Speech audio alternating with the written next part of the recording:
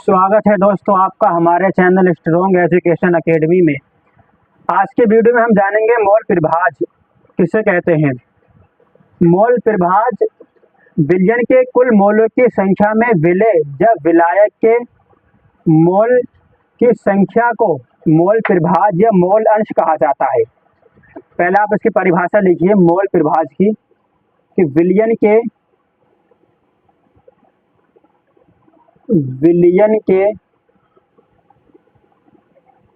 कुल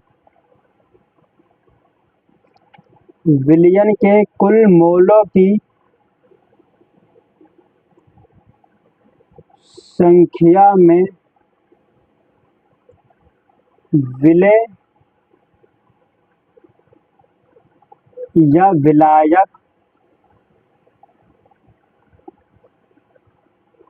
विलेय या विलायक की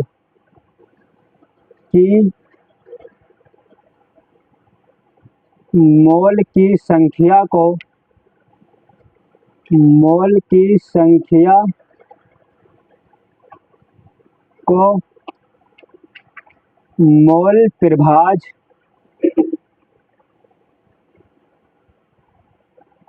मोल प्रभाज या मोल अंश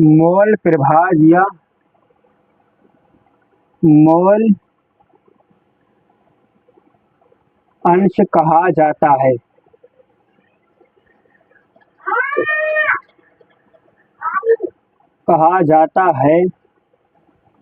इसे x से प्रदर्शित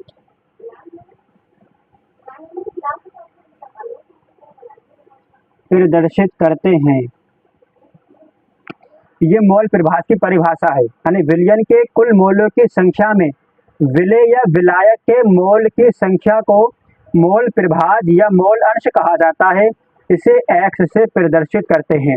अब यहाँ से हम मोल प्रभाज का फॉर्मूला फाइंड करेंगे। आपको मालूम है कि हमारा विलयन दो चीजों से मिलकर बनता है, विलेय और विलायक, विलेय प्लस विलायक। विलेय A होता है और विलायक हमारा B होता है। अब यहाँ से हम विलेय का भार निकालेंगे, विलेय का अणुभार निकालेंगे। इसके बाद हमारे पास मोल प्रभाज का फॉर्मूला प्राप्त होकर आएगा। अभी तक हमने जो सीखा था खाली भार निकाल रहे थे हमने आयतन प्रतिशत पढ़ा, भार प्रतिशत पढ़ा और पार्ट्स पर मिलियन पढ़ा। हमने उसमें जो है विलेय का भार निकाला। अब यहाँ पर हमें विलेय के भार के साथ साथ अणुभार भी निकालना पड़ेगा। अणुभार सोचेंगे आप, अणुभार क्या होता है? जैसे फॉर एग्जाम्पल आपके पास NaOH है। अगर मैं आपसे कहूँ NaOH का अणुभार कितना होता है, इसका अणुभार वैसे 40 होता है, यानी Na सोडियम इसका 23 होता है और O जो है ऑक्सीजन इसका 16 होता है और H इसका 1। इन तीनों को ऐड करेंगे। जब इन तीनों को ऐड करके हमारे पास अणुभार निकल कर आएगा इसका 40। अभी मैं आपको क्वेश्चन न्यूमेरिकल में कराऊंगा तो आप समझ जाएंगे। तो अभी फिलहाल आप इतना समझिए, पहले हम यहाँ से निकालेंगे भार, फिर निकालेंगे अणुभार। अणुभार को M से प्रदर्शित करते हैं। यहाँ से भार हमारा क्या होगा? विलेय का भार WA और विलायक का भार WB और अणुभार हमारा क्या होगा? M से उसको प्रदर्शित करते हैं तो MA और विलायक का अणुभार MB।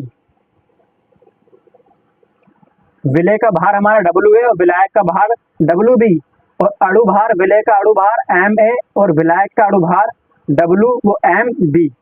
अब यहाँ से हम निकालेंगे Na निकालेंगे। जब हम यहाँ से Na निकालेंगे, Na क्या होता है? मोल होता है, मोलों की संख्या। तो हम यहाँ से विलेय के मोलों की संख्या फाइंड करेंगे और विलेय के मोलों की संख्या क्या होगा? भार बटे अणुभार, WA और MA जो हमारे पास निकल कर आएगा उसको हम डिवाइड करेंगे तो हमारे पास मोलों की संख्या निकल कर आएगी Na बराबर Na क्या होगा? WA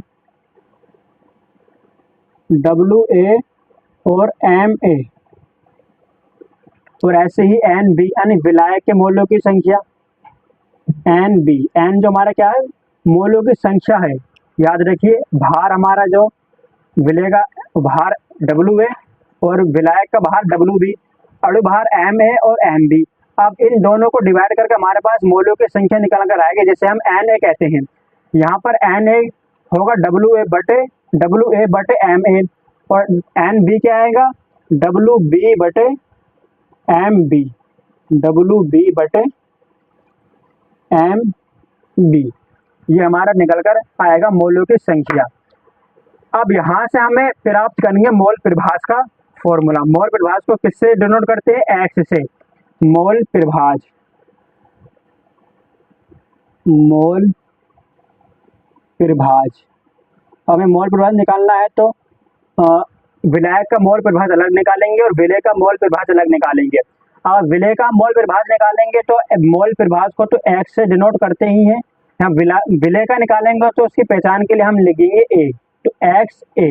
ये हमारा मोल प्रभाज एक्स ए का क्या आएगा, एक्स ए बटे, जिसका निकालेंगे उसको ऊपर रखेंगे, हम एन ए का निकालेंगे तो उसको ऊपर रखेंगे और टोटल को नीचे रखेंगे। एन ए बटे टोटल मतलब एन ए और एन बी दोनों को नीचे रखेंगे, N A plus N B. ये हमारा मोल प्रभाज निकल जाएगा विलेय का। विलेय का मोल प्रभाज निकालने के हम ये वाला फॉर्मूला यूज करेंगे, एन ए बटे N A plus N B upon में। और मोल प्रभाज विलायक का निकालेंगे तो मोल प्रभाज एक्स बी इक्वल, मोल प्रभाज एक्स बी का निकालेंगे तो अब यहाँ से हमें एक्स बी मतलब एन ए इसका निकाल लेना, एन बी का, तो एन बी को ऊपर रखेंगे, एन बी अपॉन में N A plus N B, यानी टोटल को नीचे लेंगे। ये हमारा एक्स बी का मोल प्रभाज निकाल लेंगे। और इनके दो शॉर्टकट होता है, अगर आपने एक निकाल लिया मोल प्रभाज एक्स ए निकाल लिया तो इसका शॉर्टकट होता है वही यूज किया जाता है। यानी अगर आप एक्स ए निकालने के बाद एक्स बी का निकालेंगे तो उतना बड़ा फंडामेंटल आपको एन बी की वैल्यू लगोगे, फिर N A plus N B को रख के सोल्व करोगे। इसके बजाय एक शॉर्टकट है इसका, आप उसको यूज करते हैं हर कोई, और आप भी उसी को यूज करना, एक्स ए प्लस एक्स बी इक्वल ए। ये नोट करके आप कर लेना, नोट लिखकर नोट करिए को कि एक्स ए प्लस एक्स बी एक, ये सदैव ऐसा ही होता है, सदैव एक्स ए प्लस एक्स बी एक ही आएगा। तो यहाँ से अगर आपने एक्स ए की वैल्यू निकाल ली तो एक्स बी को इसकी तरफ पक्षांतर कर सकते हैं, यानी 1 माइनस का एक्स बी करके आप वो एक्स ए आपने निकाल लिया है, तो एक्स बी निकालने के लिए एक्स ए को यहाँ पर इस साइड में लेकर आएंगे तो 1 माइनस का एक्स ए करके आप एक्स बी की वैल्यू को फाइंड कर सकते हैं। आप इस वाले फॉर्मूले को याद रखिए, आप इसी फॉर्मूले का यूज करके अपने टाइम की बचत कर सकते हैं। क्या कर सकते हैं आप, अपने टाइम की बचत कर सकते हैं। एक्स ए प्लस एक्स बी बराबर 1 होता है। तो उम्मीद करते हैं यहाँ तक आपको अच्छे से समझ में आ गया होगा। अब हम इसको पर न्यूमेरिकल करते हैं, न्यूमेरिकल नहीं करोगे तब तक आपको समझ में नहीं आएगा। आप न्यूमेरिकल को पढ़िए। न्यूमेरिकल हमें दिया है कि 40 ग्राम NaOH को 180 ग्राम H2O में घोलने पर प्राप्त विलयन का मोल प्रभाज ज्ञात कीजिए। अब मोल प्रभाज ज्ञात करने के लिए पहले हमें इसका विलेय का भार चाहिए और विलायक का भार चाहिए, विलेय का अणु भार चाहिए, विलायक का अणु भार चाहिए, मतलब WA, WB, MA, MB चाहिए। उसके बाद हम मोल प्रभाज को ज्ञात कर सकते हैं। तो आइए पहले हम निकालते हैं। हमें क्या क्या दिया है, NaOH दिया है, NaOH, और दूसरी जगह दिया है H2O, H2O। ये हमारा A है, ये हमारा B है। NaOH यानी इसका विल भार क्या दिया है हमें, भार और अणु भार, भार और अणु भार निकालिए। भार हमें इसका दिया है NaOH का 40 ग्राम, NaOH का भार है 40 ग्राम, और H2O यानी B, WB हमें क्या है डब्ल्यू बी दिया है 180 ग्राम, जो हमारा ज़्यादा वाला होता है वो हमारा बी यानी डब्ल्यू बी कहलाता है। तो 180 ग्राम ये हमें विलायक का भार दिया है। अणु भार एम है। अब आपको मैं बतला दूं अलग रफ पेज पर, आप ये देखिए, यहाँ मैं आपको समझाता हूँ इस पर लिखकर।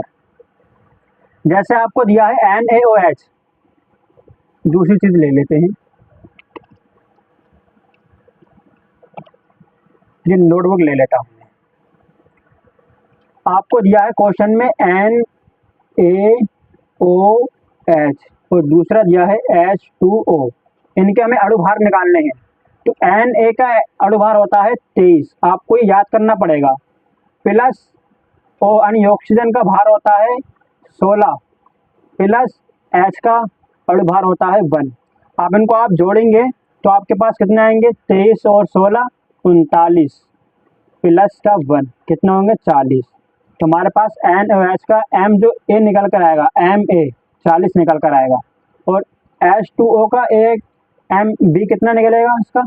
तो H का अणु भार होता है 1 मल्टीप्लाई 2 से करेंगे क्योंकि यहाँ पर नीचे से 2 लगा है 2, फिर प्लस ऑक्सीजन का कितना होता है 16, तो 2 प्लस 16 मतलब कितना हुआ इसका 18 अणु भार। इसका हमारे पास अणु भार 18 निकल कर आ गया है। ये आपको याद करने पड़ेंगे कि सोडियम का कितना होता है, नाइट्रोजन का कितना होता है, ऑक्सीजन का अणु भार कितना होता है, और ऑक्सीजन का, हाइड्रोजन का, फ्लोरीन का कितना होता है, आपको ये खुद याद करना पड़ेगा। बाकी मैं इस पर एक अलग से वीडियो लेकर आऊँगा जिसमें आपको जो इम्पोर्टेंट सूत्र होते हैं उनके मैं आपको अणु भार, परमाणु क्रमांक बता दूंगा। तो आइए, आपने देखा कि NaOH का अणु भार कितना होता है 40, तो 40 हो जाएगा इसका, और H2O का कितना होता है 18 आ रहा है। अब यहाँ से आप Na निकालेंगे, Na यानी मोलों की संख्या, इसका फॉर्मूला क्या था, इन दोनों को डिवाइड करेंगे, भार बटे अणु भार, यानी WA बटे Ma। इसका मान रखिए, WA का मान क्या है 40, जो हमारा WA है ये 40 बटे Ma कितना है 40, अणु भार हमारा 40 निकल कर आया। इसको डिवाइड करेंगे आप, कितना निकल कर आएगा आपके पास, Na इक्वल 1। यहाँ से आप NB निकालेंगे,